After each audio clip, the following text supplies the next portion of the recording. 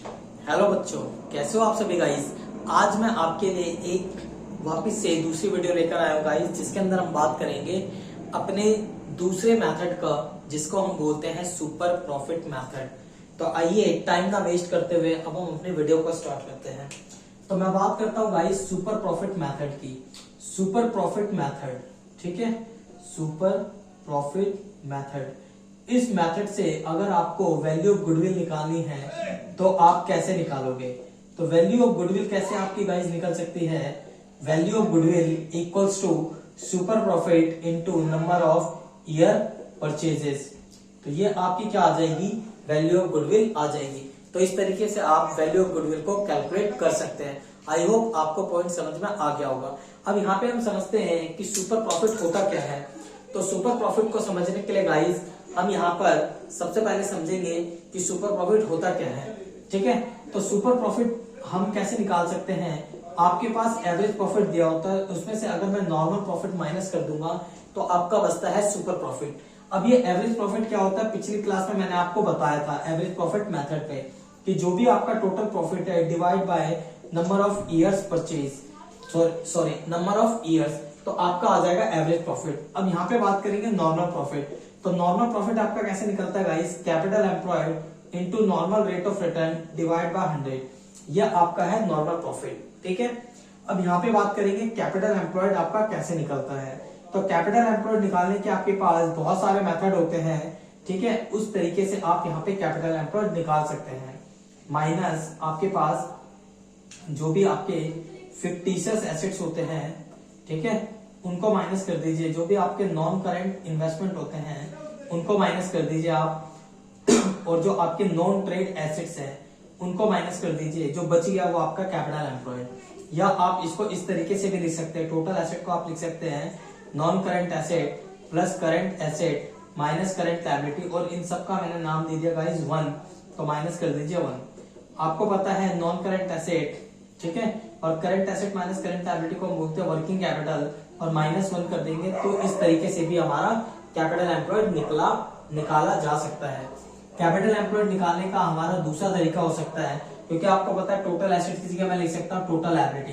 Total liability minus current liability -1, तो ये हमारा क्या हो जाएगा, ये भी हमारा कैपिटल एम्प्लॉयड निकाला जा सकता है। टोटल लायबिलिटी आप कैसे निकाल सकते हो, आप निकाल सकते हो, आपके पास जो क्वेश्चन दिए होते हैं कैपिटल प्लस जो भी आपका प्रॉफिट लॉस है, ठीक है, plus non current liability minus current liability -1, तब भी आपका निकल जाएगा कैपिटल एम्प्लॉयड, क्योंकि आप इन्हीं तरीके से आगे बढ़ते जा रहे हैं। तो there are so many ways जिसके थ्रू आप कैपिटल एम्प्लॉयड निकाल सकते हो। कंडीशन ये है कि आपको पॉइंट समझ में आना चाहिए, ठीक है। तो यहाँ पे मैं बस जस्ट आपको यही डील कराऊंगा कि सुपर प्रॉफिट होता क्या है, इसको हम समझते हैं बेसिकली। अभी तो मैंने जस्ट आपको बुक की लैंग्वेज लिखी है जो आपके बुक में दे रखी है। अब इसको अपनी एक लेमन लैंग्वेज के अंदर हम आपको बताते हैं, ठीक है गाइस। तो यहाँ पे मैं आपको बताता हूँ लेमन लैंग्वेज के ऊपर कि हमारा सुपर प्रॉफिट होता क्या है। समझिए, बहुत प्यार से समझाता हूँ मैं आपको। सुपर प्रॉफिट है क्या एक्जेक्टली। सुपर प्रॉफिट का मतलब है, लेट सपोज एक है मिस्टर ए और एक है मिस्टर बी। मैंने आपको बताया था कि लेट सपोज मिस्टर ए क्या कर रहा है, अपने पास 100 रुपए का प्रोडक्ट बेच रहा है एक दिन में, और मिस्टर बी 200 रुपए का प्रोडक्ट बेच रहा है। दोनों सेम प्रोडक्ट बेचते हैं, लेट सपोज दोनों मार्कर बेचते हैं, ठीक है। ये बेच रहा है 100 रुपए का, ये बेच रहा है 200 रुपए का। तो मिस्टर बी मिस्टर ए से हर दिन 100 रुपए एक्स्ट्रा प्रॉफिट कमा रहा है ना। तो ये एक्स्ट्रा प्रॉफिट इसका क्या कहलाता है गाइस, ये इसका कहलाता है सुपर प्रॉफिट। मतलब जो इंडस्ट्री में जो लोग प्रॉफिट कमा रहे हैं उस प्रोडक्ट को बेच के, उससे मैं कितना ज्यादा कमा रहा हूं, that is my super profit. तो हमारे जैसे अगर हर कोई मार्केट में मार्कर बेचता है तो वो 100 रुपए ही कमाता है, लेकिन मिस्टर बी के प्रोडक्ट में कुछ ऐसी खासियत है, कुछ ऐसी क्वालिटी है कि वो औरों से 100 रुपए ज्यादा कमा रहा है। तो उसका सुपर प्रॉफिट कितना हो गया, over the above actual profit, ठीक है। जितना आप नॉर्मल प्रॉफिट कमा रहे हो उससे जितना ज्यादा आपका एक्चुअल प्रॉफिट है वो आपका क्या है, सुपर प्रॉफिट। तो it is the difference between average profit minus normal profit. और एवरेज प्रॉफिट को हम बोलते हैं एक्चुअल प्रॉफिट भी बोलते हैं गाइस, जो आप कमा रहे हो, ठीक है। अब यहाँ पे नॉर्मल प्रॉफिट कैसे निकलता है। तो नॉर्मल प्रॉफिट का सिंपल सा मतलब है, लेट सपोज कि ये भाई 100 रुपए कमा रहा है, लेकिन इसने बिजनेस के अंदर जब स्टार्ट करा था तो 1000 रुपए का कैपिटल इन्वेस्ट करा था, तो इसका मतलब ये मार्केट में कितना पैसा कमा रहा है। 1000 रुपए लगा के ये 100 रुपए कमा रहा है, तो डेट मीन्स ये 10% कमा रहा है। तो इसका मतलब है कि इंडस्ट्री का एक ट्रेंड है कि जो कोई भी मार्केट में मार्कर को बेचेगा वो 10% का प्रॉफिट तो कमाएगा ही कमाएगा।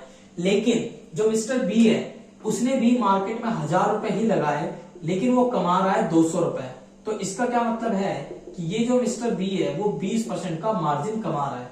ठीक है, तो नॉर्मल प्रॉफिट क्या है कि जो पैसा आपने लगाया उस पर आप कितना रिटर्न कमा रहे हो। ठीक है, आपके जैसे लोग मार्केट में कितना नॉर्मली कमाते हैं, जो नॉर्मली हर कोई कमाता है उसको बोलते हैं नॉर्मल प्रॉफिट। तो आपकी इंडस्ट्री में हर कोई 10% कमाता है तो आप भी 10% कमाओगे। ठीक है, तो वो मेरा नॉर्मल प्रॉफिट है। तो कैसे निकालोगे, जितना आपने कैपिटल लगा रखा है इनटू रेट लगा दीजिए। आपको क्वेश्चन में दे रखा होगा नॉर्मल रेट कितना है इंडस्ट्री का। आपने अगर 1 लाख रुपए लगा रखा और लोग नॉर्मली 10% का इंटरेस्ट लगाते हैं, मतलब 10% कमा लेते हैं, तो आप भी 10,000 कमाओगे, तो वो आपका नॉर्मल प्रॉफिट हो गया।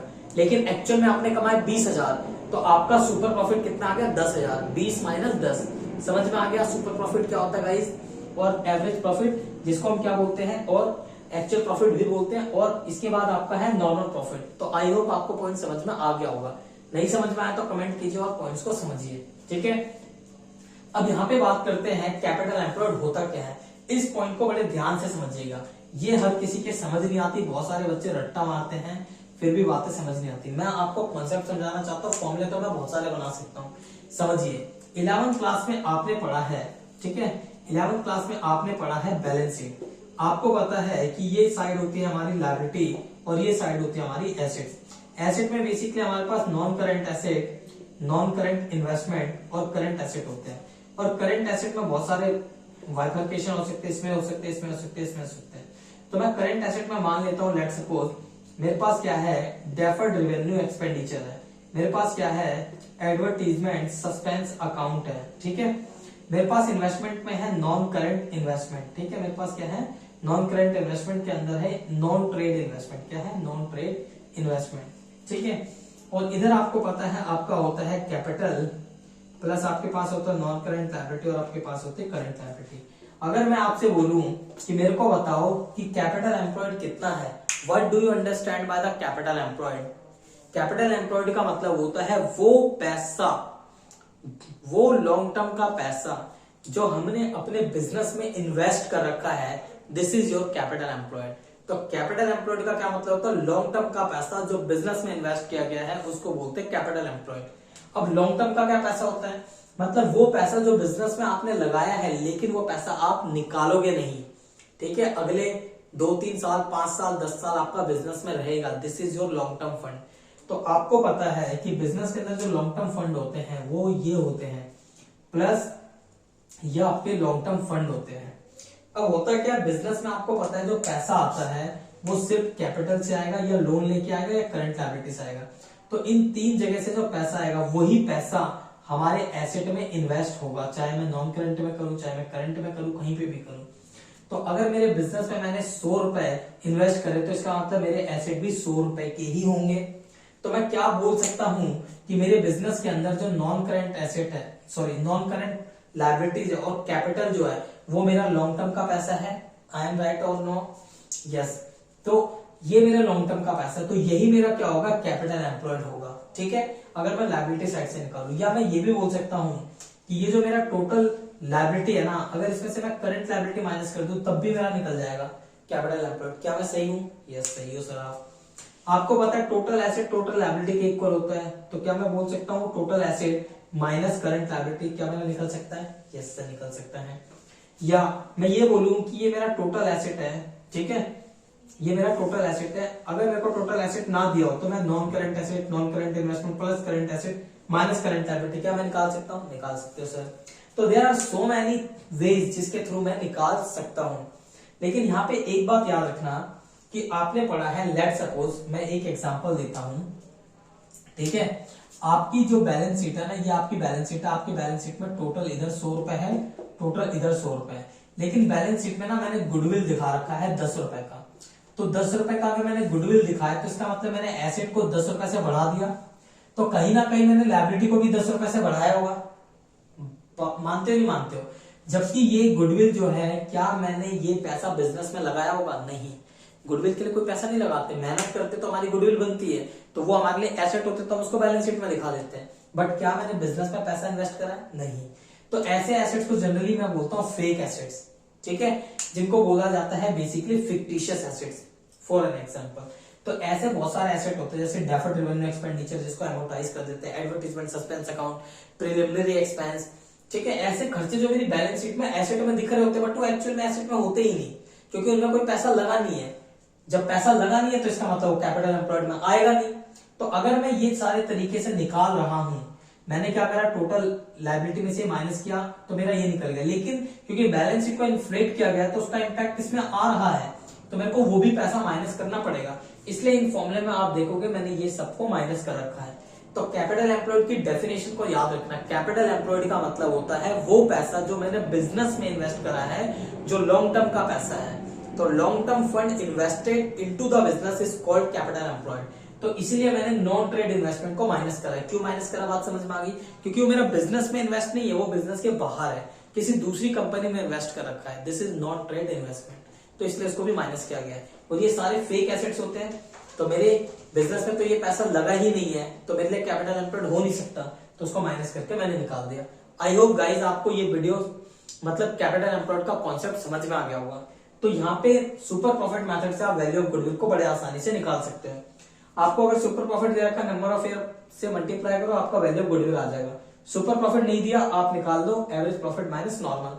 नॉर्मल नहीं दिया या एवरेज नहीं दिया, दोनों को निकाल लो। एवरेज तो आप निकाल सकते हो, normal capital employed into normal rate of return divide by 100, ये आपको दे रखा होगा। कैपिटल एम्प्लॉयड नहीं दे रखा, आप निकाल लो अपने तरीके से, आपका हो जाएगा क्वेश्चन सॉल्व, ठीक है। अगर आपको क्वेश्चन करते वक्त कोई दिक्कत आए तो आप पूछ सकते हैं गाइज। मैं अभी आपको मेंटेनेबल प्रॉफिट, एडजस्टेड प्रॉफिट की डील नहीं कर रहा, वो मैं आगे डील करूंगा जब तीनों मेथड डिस्कस कर दूंगा। उसके बाद हम आएंगे अपने एडजस्टमेंट्स के ऊपर, ठीक है। मैं अभी कोई वीडियो नहीं करा रहा। आई होप, मेरे को पता है कि आप सारे बच्चे यूट्यूब से अगर पढ़ रहे होंगे या कहीं से भी पढ़ रहे होंगे तो आप क्वेश्चंस तो कर ही रहे होंगे, लेकिन आपका जो सबसे बड़ा प्रॉब्लम है वो है कॉन्सेप्ट बिल्डअप। तो आपके कॉन्सेप्ट बिल्डअप नहीं हो पाते, तो मैं यहाँ पे जस्ट आपको कॉन्सेप्ट क्लैरिटी दे रहा हूँ। साथ के साथ जैसे ही कॉन्सेप्चुअल का चैप्टर खत्म हुआ तो मैं आपको एक एक क्वेश्चन कराऊंगा यहाँ पे, ठीक है, जितने पॉसिबल हो पाएंगे। तो आई होप ये पॉइंट आपको समझ में आ गया, सुपर प्रॉफिट मेथड।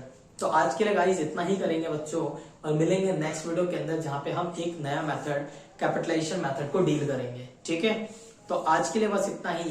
वीडियो कैसी लगी बताइएगा जरूर, लाइक कीजिए वीडियो को, चैनल को सब्सक्राइब कीजिए, बेल आइकन को कर दीजिए प्रेस, ताकि आपको आने वाले वीडियो के नोटिफिकेशन मिल पाए। साथ के साथ वीडियो को करियो, करते रहिए शेयर्स, ठीक है, अपने दोस्तों तक, अपने फ्रेंडों तक, ताकि सबको फायदा मिल पाए इसका। और यूं ही मोटिवेटेड रह के पढ़ाई कीजिए, बी फोकस अपने करियर पे और अपने एग्जाम की तैयारी पे, आपका रिजल्ट बहुत अच्छा आएगा, ठीक है। अपने ऊपर बिलीव रखिए, फेथ रखिए। तो मिलते हैं नेक्स्ट वीडियो में, take care, bye bye guys.